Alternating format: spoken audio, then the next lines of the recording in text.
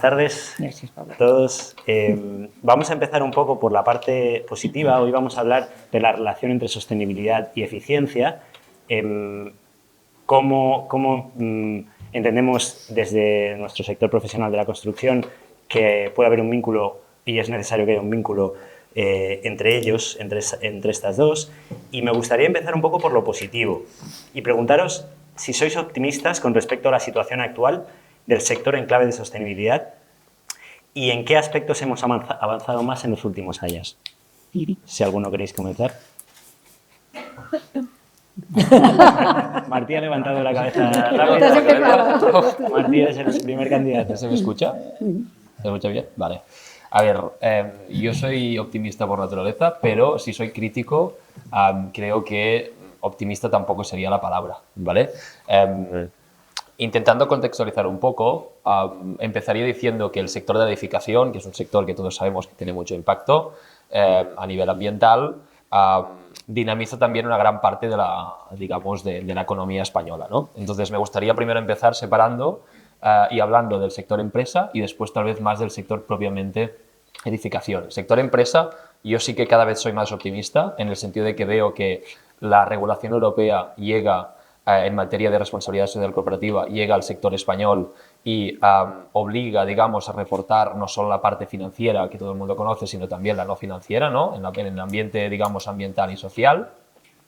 Y en ese sentido, Socotec, por ejemplo, es un ejemplo ya de que ya está reportando el impacto en su huella de carbono y sobre todo clasificando los servicios que ofrece al sector bajo la taxonomía europea, por lo que ya está hablando de qué es sostenible y qué no, de acuerdo con lo que se propone a nivel europeo. Por lo tanto, en materia empresa, creo que estamos muy lejos, pero sí que empiezo a ser optimista porque veo que no solo se habla de dinero, ¿vale? A nivel sector edificación, aquí sí que, bueno, hay aspectos positivos y aspectos que aún falta por trabajar. Creo que todo lo que sería en materia energía, pues desde hace bastantes décadas que estamos trabajando todos los países de la Unión Europea para descarbonizar la operación de los edificios y vamos bien alineados de cara a objetivos a 2030 y demás, pero muy mal en materia de agua. Claramente tenemos un problema como sector y no voy a extenderme más ahora para dejar cosas para después, pero hay mucho que trabajar en materia de agua y, como no, materia de impacto ambiental, de lo que sería el sector más en la parte material y sobre todo en esa perspectiva de ciclo de vida. Falta regulación y por lo tanto falta dinamizar el sector, falta que eso sea una herramienta en la toma de decisiones efectiva, por lo que soy optimista más o menos. Vale, optimista pero. Un aprobado, dos suspensos. Energía, ok, agua, materialización. Un 5,5. Not so much. ¿Qué opináis el resto, Teresa? Bueno, yo llevo en el despacho llevamos tantos años trabajando en materia de sostenibilidad que, claro, soy muy optimista porque ahora se habla mucho. Antes no se hablaba nada y ahora se habla, ¿no? Es verdad que se habla mucho y luego es más difícil implementarlo, ¿no? Pero sí que, bueno, tenemos esta jornada, el privado habla de sostenibilidad, las empresas hablamos de sostenibilidad. Todo el mundo, yo creo que ahora todos los conceptos están, o sea, la gente, bueno, todo el mundo habla de taxonomía, todo el mundo... hoy estaba teletrabajando, en un coworking, y delante mío había una chica joven que se dedicaba a eventos y que empezaba a hablar de economía circular. Yo me quedaba impresionada. Yo en los eventos pues cuido que realmente las emisiones, o sea, miro el impacto ambiental. Digo, hombre, esto estoy, bueno, entonces muy optimista, ¿no? Luego, tú hablas de ineficiencias o de eficiencias o de si la sostenibilidad es eficiencia, que ya lo sabes que el otro día debatíamos de que era extraña, ¿no? Las dos palabras, ¿no? La sostenibilidad solo puede ser eficiente, ¿no? Pero no sé, quizás definamos qué es eficiencia, ¿no? Porque eficiencia es ir muy rápido y eficiencia es hacer muchas cosas. Yo creo que en cuanto a eficiencia estamos en un cero absoluto, ¿no? O sea, que decir, nosotros, me parece que en la otra ponencia se hablaba, ¿no? Hacemos nuestro trabajo 10 veces, ¿no? Por tanto, han de cambiar muchas cosas. Hablamos de trabajo colaborativo, han de cambiar muchas cosas, porque tenemos el sector tan fragmentado. Ahora no sé si estoy hablando de cosas que quizás tú lo que realmente quieres es qué parte optimista hay en todo esto, ¿no? O qué parte, pues la parte buena es que sí, que se habla de ello, que sí, que ya sabemos que ya somos muy conscientes que hemos de reducir nuestro impacto ambiental, tanto en energía. Hace unos años se hablaba de energía, ahora ya se empieza a hablar de recursos, ya tenemos que empezar a saber qué quiere decir, o sea, ya no solo tenemos que hacer tecnología, sino también reducir la demanda y, por tanto, conocer exactamente qué quiere decir proyectar desde el bioclima o qué quiere decir los materiales que utilizamos y qué cantidad de materiales utilizamos. O sea, que realmente el optimismo es que sí que nos están exigiendo datos y estamos empezando, o sea, todo el mundo ya habla bien, ya habla con propiedad, ¿no? Entonces luego no lo sé, pero que se habla sí. Estupendo, estupendo. Teresa, vienes de predicar en el desierto y hemos ido viendo cómo en los últimos años ha habido un cambio brutal, ¿no? Brutal, y de cómo esta eficiencia debe ir de la mano de la sostenibilidad. Sí. Hay mucho que podemos hacer. Seguro que a lo largo de la charla de hoy van a salir herramientas para poder mejorar esto. Ignasi, cuéntanos. Bueno, yo primero de todo quería dar las gracias a Figurat por la invitación. Vengo como sustituto del presidente del Clúster de Construcción Industrializada de Cataluña. Y entonces, bueno, dicho esto, entramos al tema. Sí. Hace unos 30 años tuve la oportunidad de montar una escuela de arquitectura junto con 19 otros arquitectos en la Universidad Internacional de Cataluña. Y montamos el primer departamento de sostenibilidad en una escuela de arquitectura en España. Pablo está en ello. Yo también estoy pluriempleado. Además de Figurat y Valores, estoy también en la UIL. Pues allí vino un poco la reina. 30 años más tarde, si me preguntas, ¿es optimista? Pues no soy optimista. No soy optimista porque han pasado 30 años, hemos necesitado, o se ha necesitado 30 años para no tener que explicar a nadie qué significa sostenibilidad. Y es una sostenibilidad normalmente mal entendida, porque es una sostenibilidad ambiental, donde tenemos una presión importante, ¿no? Pero somos incapaces de atacar la sostenibilidad económica, que sería un segundo vector. Y como sabéis, bueno, va decreciendo el número de pobres en todo el mundo. Y esto es una buena señal, ¿no? Pero en el siglo XXI yo no entiendo por qué aún existen pobres. No entiendo. Y es un vector social que no atacamos, ¿no? Como tampoco entiendo, si tenemos un derecho constitucional a tener una vivienda, pues no entiendo que en el siglo XXI no todo el mundo tenga vivienda. No lo entiendo. Pero tenemos la capacidad para hacerlo, ¿no? Desde el punto de vista económico, de sostenibilidad económica, pues también fallamos, ¿no? Desde el punto de vista de sostenibilidad ambiental, pues vamos bien, principalmente porque existe Europa. Porque cada año nos sancionan, ¿no? Nosotros estamos en la ciudad de Barcelona y si lo sabéis o no sabéis, cada año nos sancionan porque no cumplimos el nivel de parte de ppm de CO2 en el aire de nuestra ciudad. Y tenemos unas rondas donde hay un tema de bajas emisiones y no somos capaces de cumplirlo tampoco, ¿no? Y es mi ciudad. Entonces, dices, hombre, contento. Pues la verdad es que no mucho, ¿no? Sobre la relación entre sostenibilidad y eficiencia, fijaos que normalmente se habla de eficiencia energética, ¿no? Todo el mundo entiende. De ser eficientes energéticamente hablando, ¿no? Pues, que también desconocemos un poco en profundidad lo que significa, ¿no? Pero para mí eficiencia energética significaría ser autosuficiente energéticamente hablando. Entonces, cuando yo quiero hacer una vivienda autosuficiente, me obligan a conectar la red eléctrica. No puedo ser autosuficiente. O sea, a no ser que esté en una situación extrema, en un sitio rural sin esta capacidad, ¿no? Entonces, eficiencia y sostenibilidad se unen, pero entonces, claro, aquí entra el rol por el que yo vengo, que es el de la construcción industrializada, ¿no? Normalmente cuando se ve esta eficiencia. Si me largo me lo dices, ¿eh?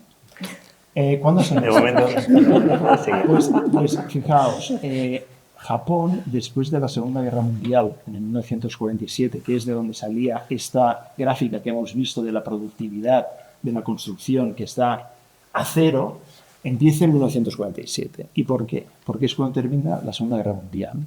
Entonces hay dos polos, Japón y Estados Unidos. Uno ha ganado la guerra, el otro la ha perdido. Entonces, toda la parte de eficiencia de Lean Construction y de Lean Management, ¿dónde surge?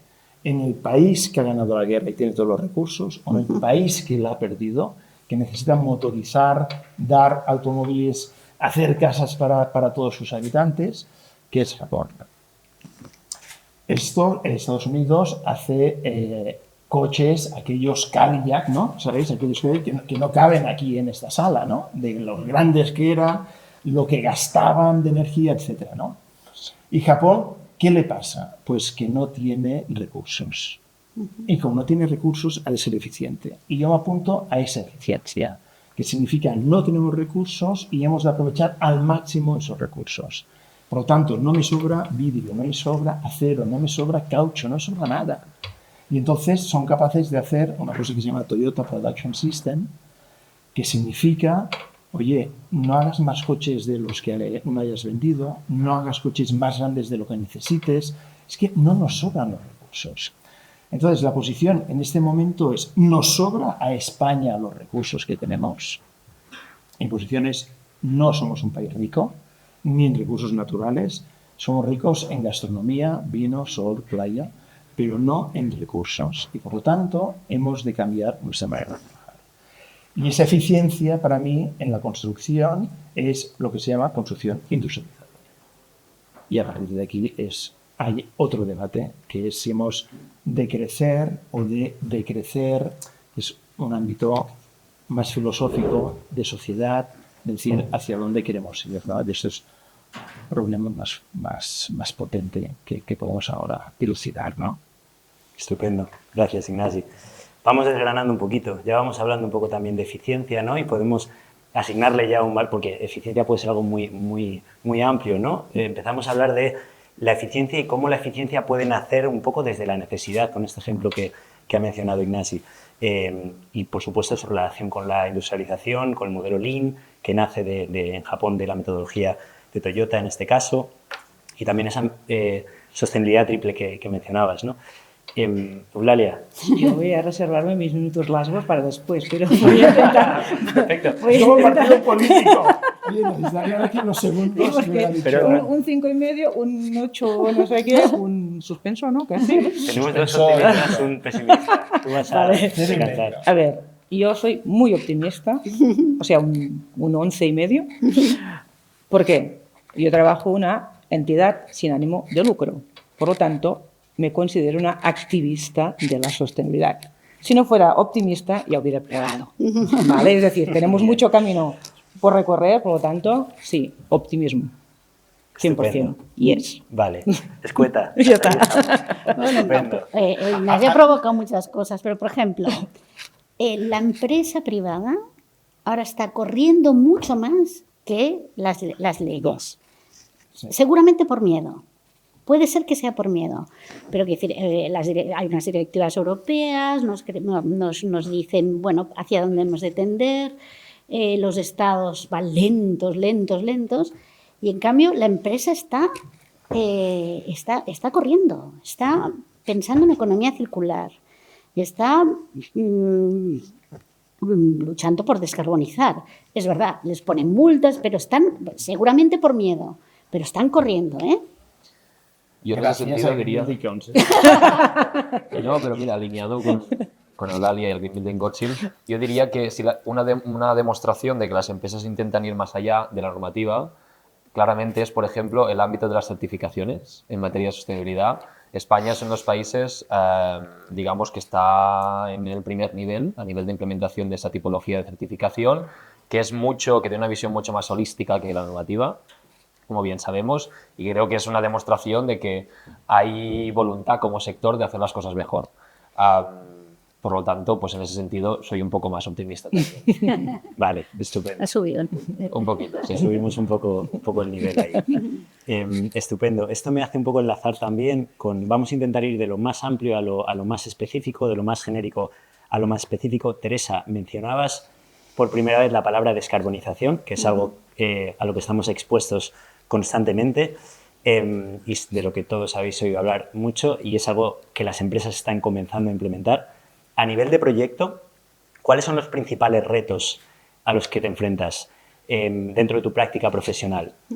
Seguro que ahí tu actividad académica, que va de manera paralela, también tiene mucho que decir, pero a nivel profesional. Bueno, primero nosotros empezamos, en nuestro despacho empezamos con temas de industrialización.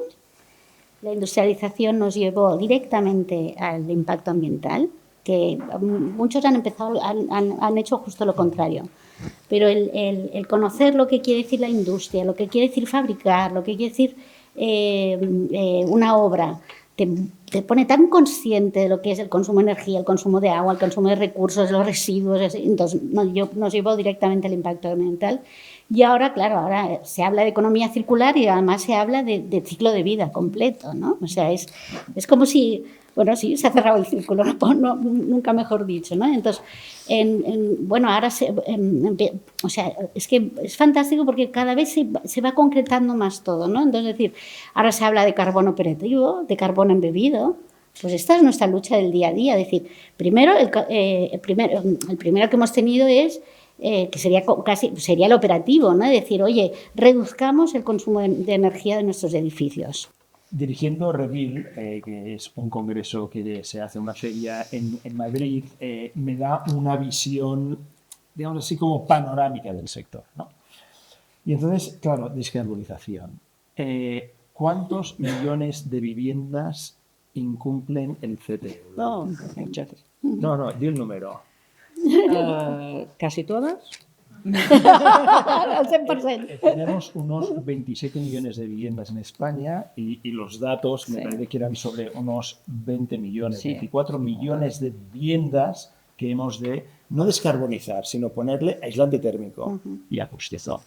Vale, vamos a una velocidad este último año, aunque han habido muchas ayudas y hay para hacer, pero este último año hemos entregado 80.000 de obra nueva y hemos hecho 30.000 descarbonizaciones. ¿Vale? 30.000 descarbonizaciones. El gobierno español se le ha fijado un objetivo de 300.000 al año, ¿vale?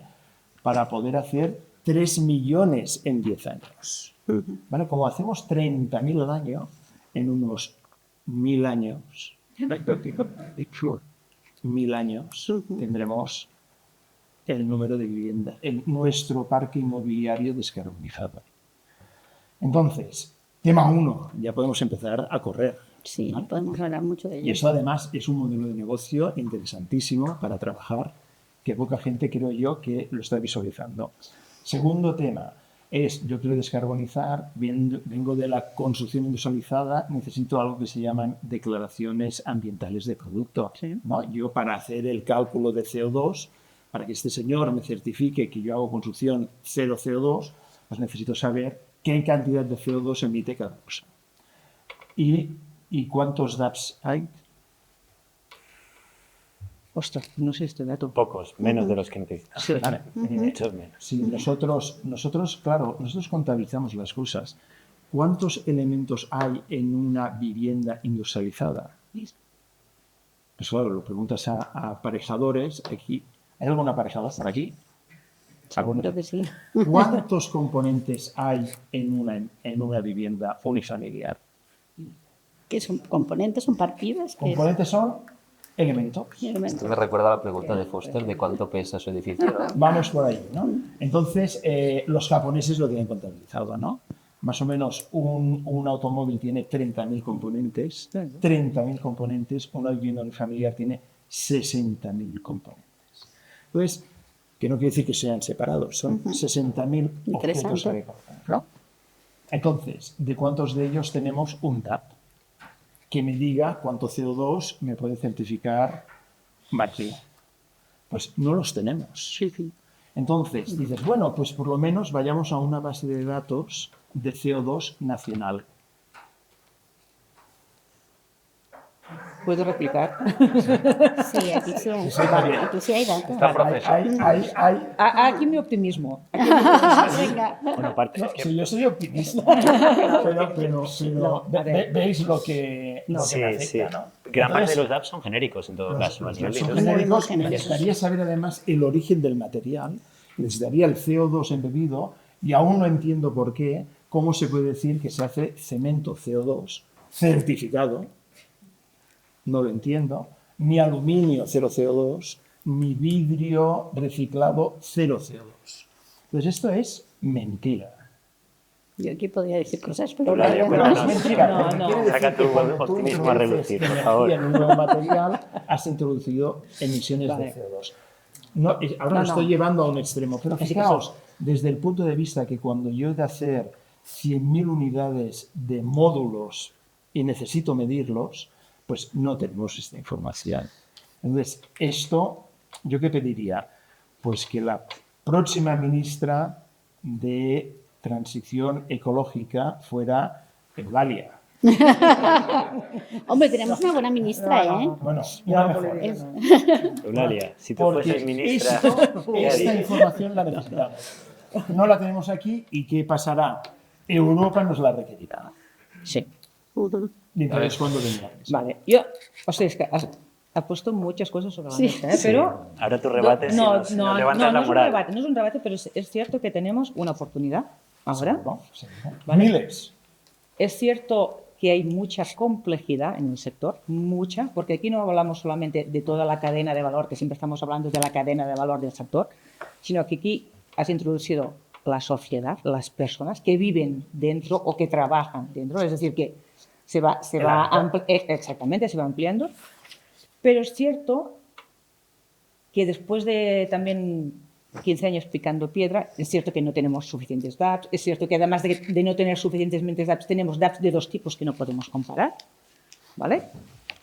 Pero es cierto que Europa, es decir, que estamos buscando soluciones transformadoras y las tenemos.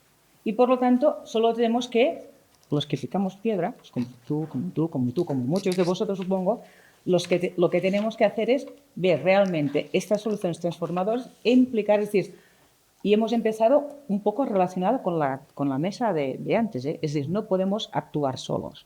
Los arquitectos no pueden actuar solos, los aparejadores no pueden actuar solos, los ingenieros no pueden actuar solos. Por lo tanto, estas soluciones transformadoras que tenemos y que estamos ya, las conocemos, tenemos el conocimiento, ya tenemos el conocimiento. A ver, lo estoy exagerando. Solo nos falta ponernos a ello. Sí. ¿Vale? Es decir, un poco para es cierto que, por ejemplo, ¿no? El certificado de eficiencia energética. Bueno, es cierto que en Europa nosotros estamos en un grupo de trabajo a nivel europeo que aún estamos definiendo realmente si todos los países entendemos lo mismo el edificio de emisiones cero o emisiones netas. Es cierto que pues, la Unión Europea con la nueva EPBD ha definido un marco regulatorio que ya no se trata de una estrategia, ya tenemos un plan, ya no se trata de emisiones operativas, ya estamos en emisiones en todo el ciclo de vida, es decir, hemos pasado un salto. El conocimiento lo tenemos y sabemos el camino que tenemos que seguir.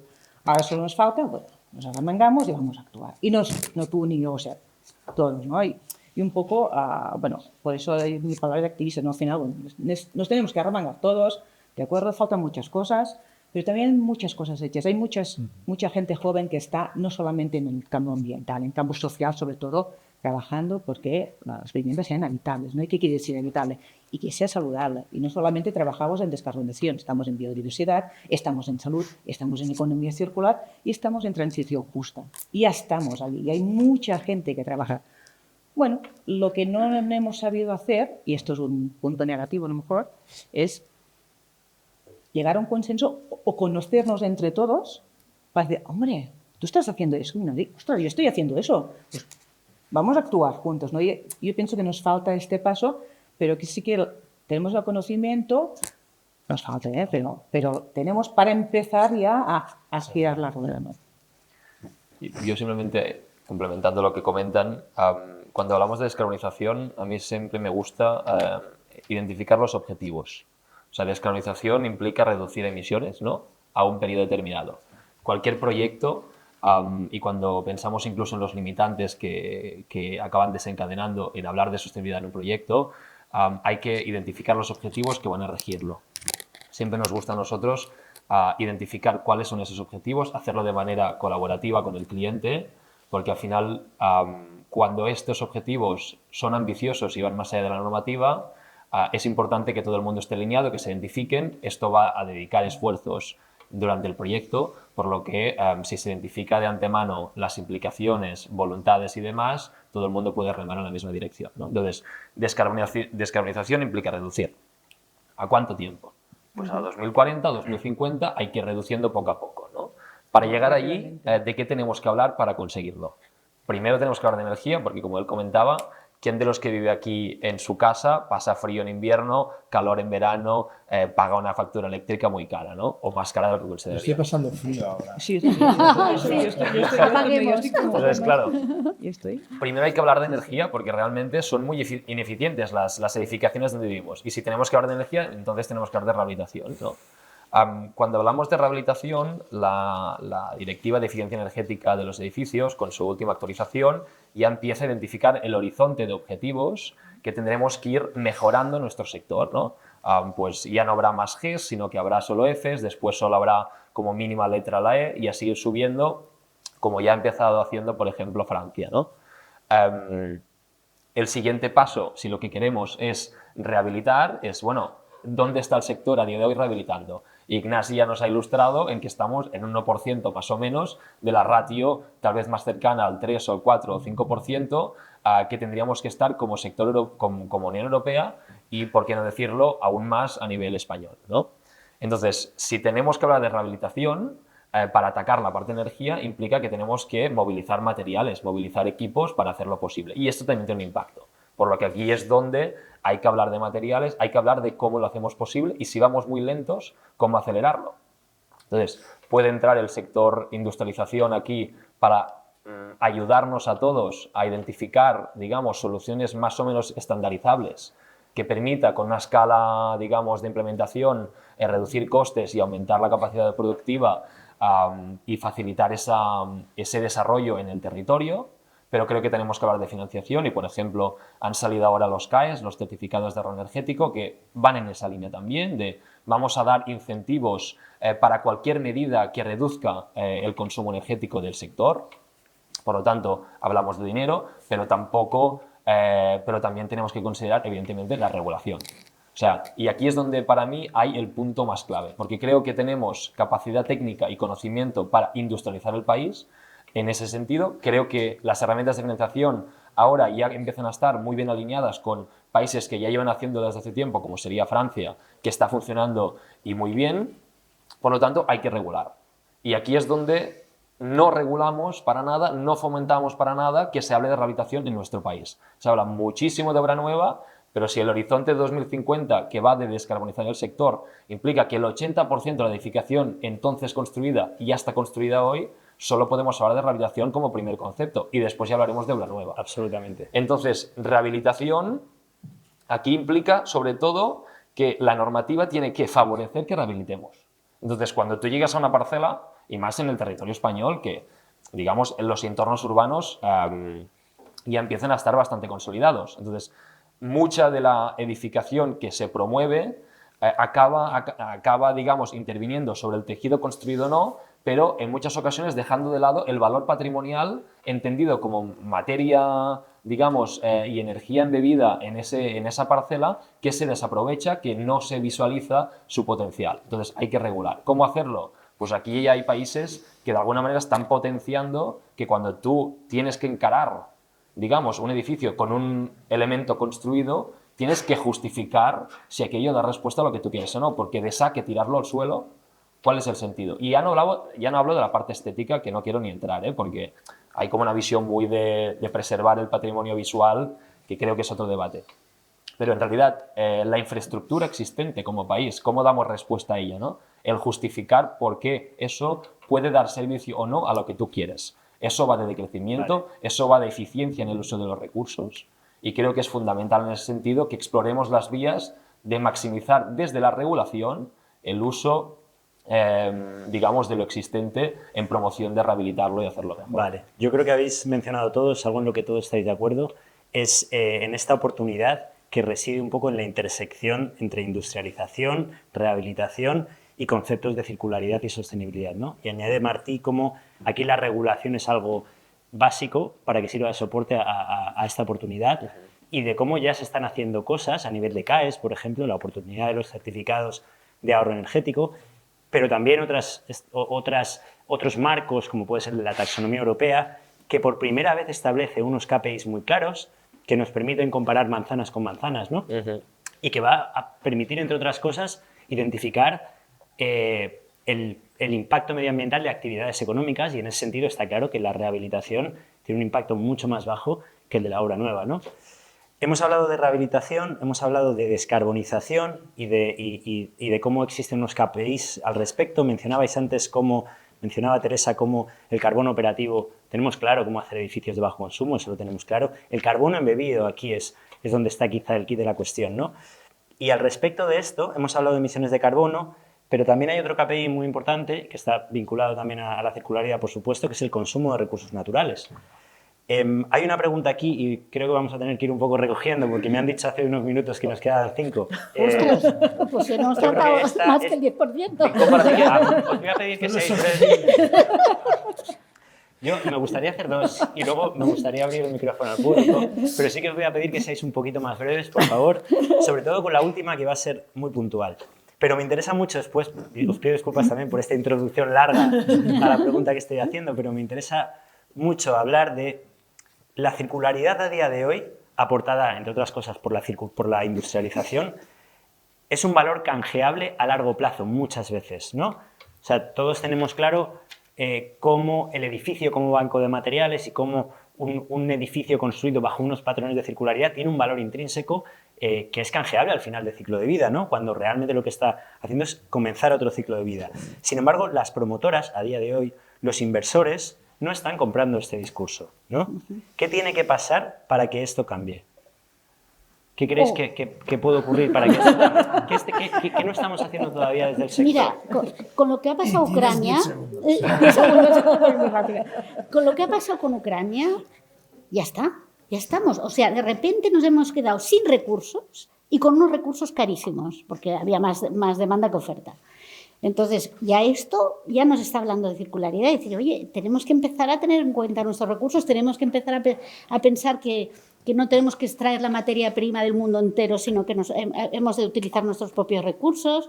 Estos propios recursos seguramente serán nuestros propios edificios. O sea que yo creo que hemos tenido un susto muy gordo que nos mete directamente en la economía circular, creo yo. Siendo optimista, muy optimista. No, en serio, lo digo en serio. Yo lo que diría es que hay que empezar por el final. O sea, en vez de construir con lo que queremos, tenemos que construir con lo que tenemos. Exacto. Entonces, eso va a cambiar totalmente el paradigma de cómo encaramos la arquitectura. Y no hablaremos de fin de ciclo de vida, sino que hablaremos de fin de ciclo de vida como paso cero para empezar un proyecto. Entonces, si empezamos a entender esa visión circular y ponemos el paso cero no en el inicio, sino en el que hoy consideramos el final, empezaremos a entender diferente el sector. Y creo que ya hay despachos de arquitectura que son un gran ejemplo de ello, como sería Superuse en Holanda. Pero en líneas generales, esto lo que va a implicar es que colaborativamente trabajemos para que eso sea posible. Porque a día de hoy, de la manera como trabajamos como sector, tenemos tantos limitantes que eso no puede pasar.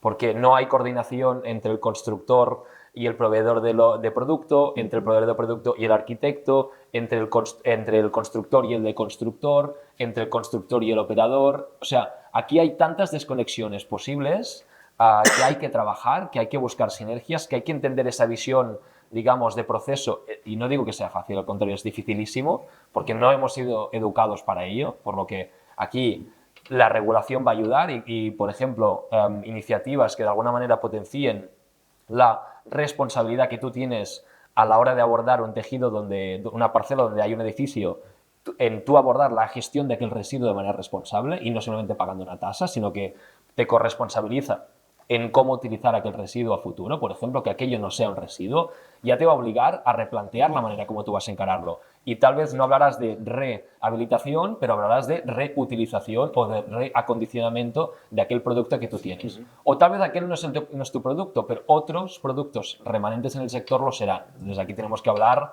si entendemos la ciudad como bancos de materiales, pues tenemos que hablar de recuperación, tenemos que hablar de valorización, tenemos que hablar de trazabilidad, tenemos que hablar de plataformas de comercialización y seguimiento y de oferta y demanda y un infinito listado de servicios que a día de hoy no tenemos, pero que van a ser claves para hacerlo posible. Estupendo. Empezando por el final, has dicho, podríamos empezar por el final, me ha parecido muy interesante. Esta mañana estaba en un panel en la Student Week y otro de los panelistas decía que él abogaría por cerrar la producción o la extracción de nueva materia prima.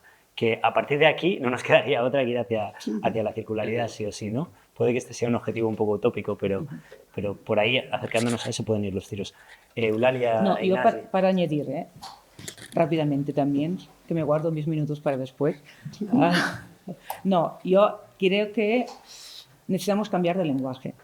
Es decir, hemos estado hablando de valor, pero ¿qué es el valor? O sea, ahora estamos midiendo las cosas, ¿no? Los edificios, las promociones, nuestros activos con un KPI, un indicador que es el coste, pero realmente el valor de todo lo que tenemos, ¿qué es? Aquí, y introducir aquí es el valor que es el activo, es el material o es lo que genera este activo. Es decir, si introduciésemos aquí el concepto de salud dentro, incorporado entre economía circular, sostenibilidad, a lo mejor nuestro valor sería distinto. Nosotros pagaríamos más o no, o pediríamos más a este promotor que no tiene este concepto de economía circular o de prevención, de reducción de recursos, ¿no? Y pediríamos, es decir, yo pienso que en la ecuación que estamos barajando ahora no tenemos todas las incógnitas resueltas y por lo tanto necesitamos cambiar y modificar el lenguaje de todo eso. Más o menos, si se entiende. Vale. Gracias, Eulalia. Yo, a ver, respondiendo a la pregunta de qué hacer, ¿no? Yo creo, o sea, el dilema es cómo construir más con menos y mejor. ¿Ah? Este sería como el dilema. Entonces, más con menos y mejor, para mí, viniendo de la sesión, de las dos sesiones anteriores, ¿no? Que se ha hablado de BIM y sé un poquito de BIM, ¿no? La gente habla de Big Information Modeling y estamos completamente equivocados. Nosotros lo que hacemos es Architectural Information Modeling.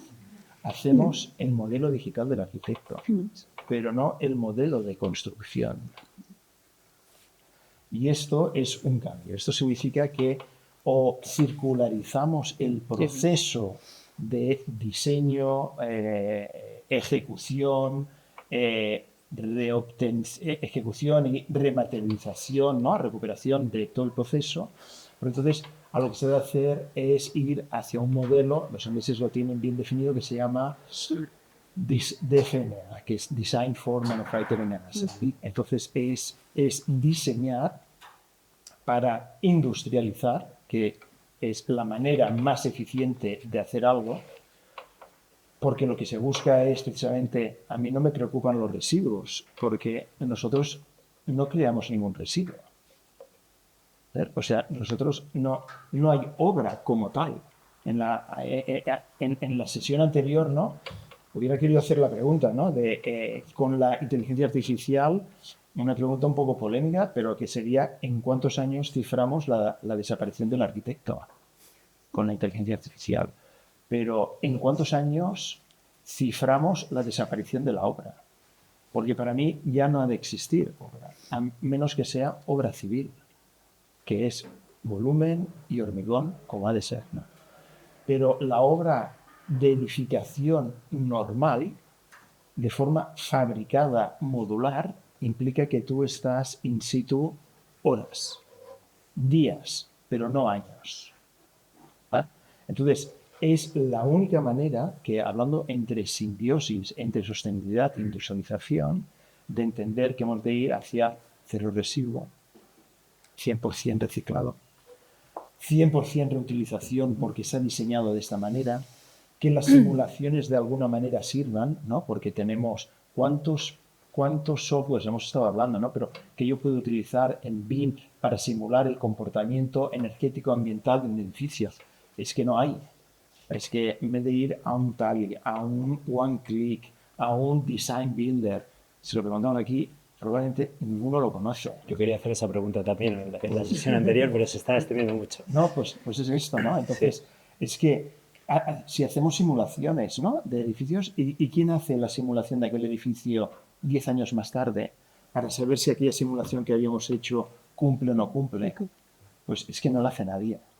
Como nadie coloca algo para, como estábamos hablando de Smart Buildings, que estamos pasando frío, estamos tirando energía y la pantalla de detrás está 50 centímetros más baja y no veis lo que hay abajo.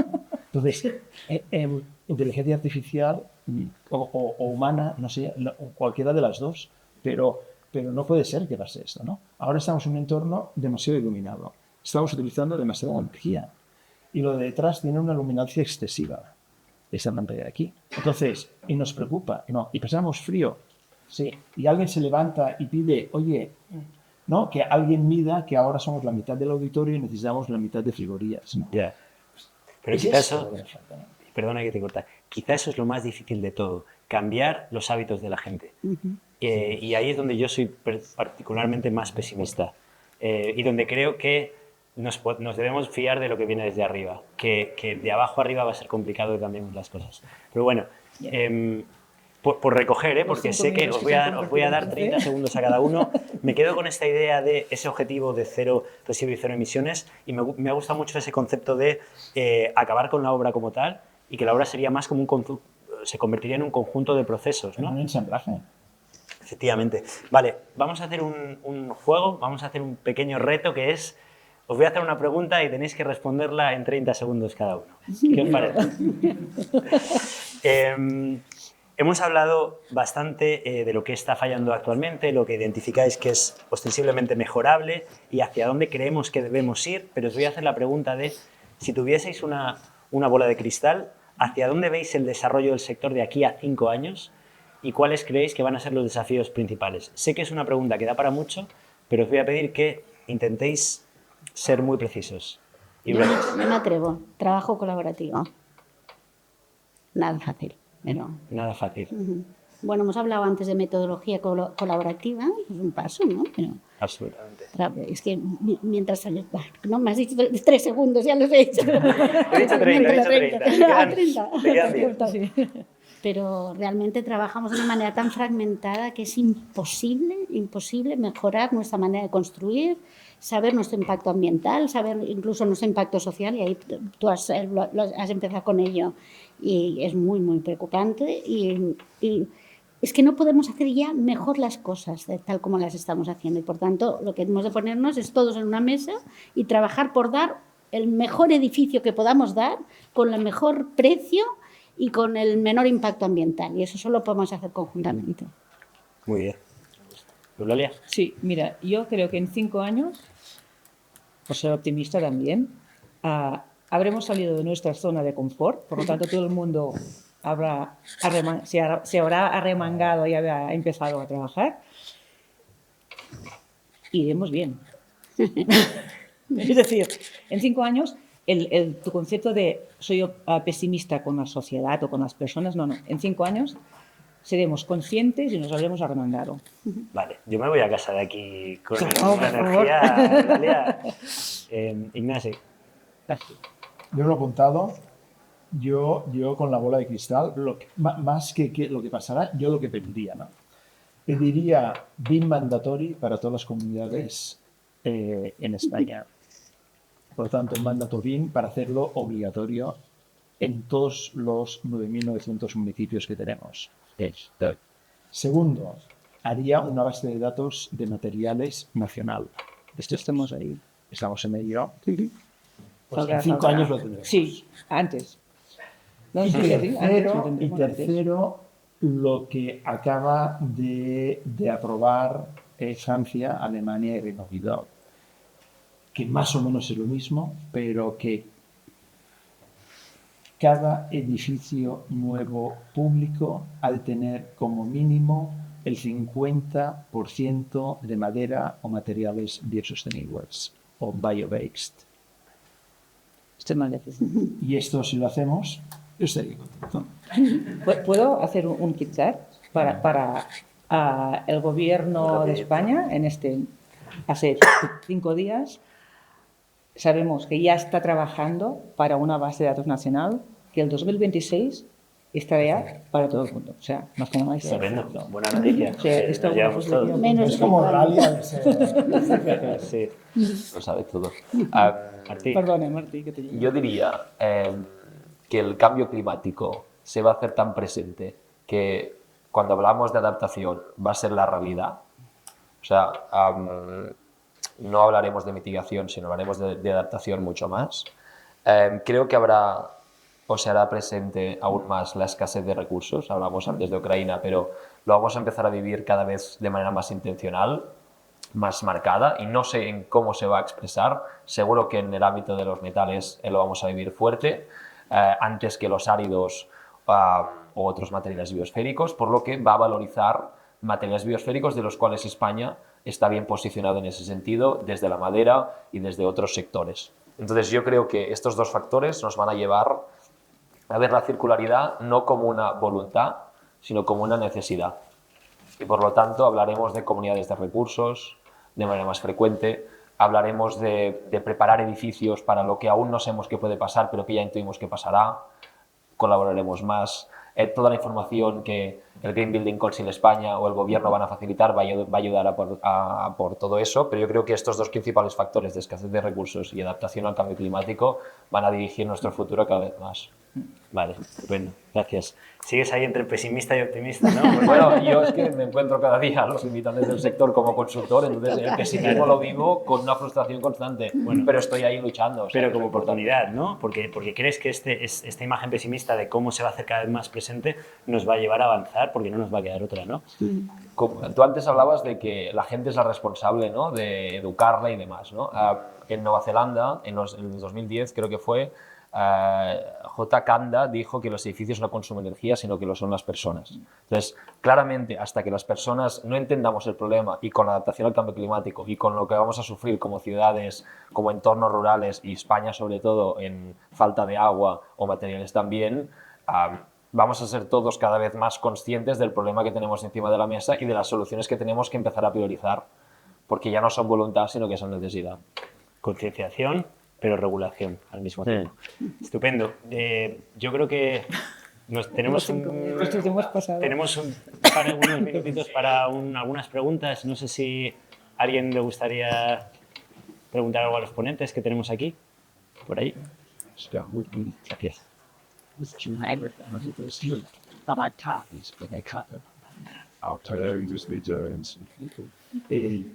Yo solamente una cuestión respecto a lo que oí antes, que a lo mejor la respuesta es cerrar la conexión y empezar a trabajar con lo que tenemos. O sea, de hecho, sí, mucho filtro. Parece una postura muy primerbudista y muy poco realista en cuanto a una circularidad a nivel global.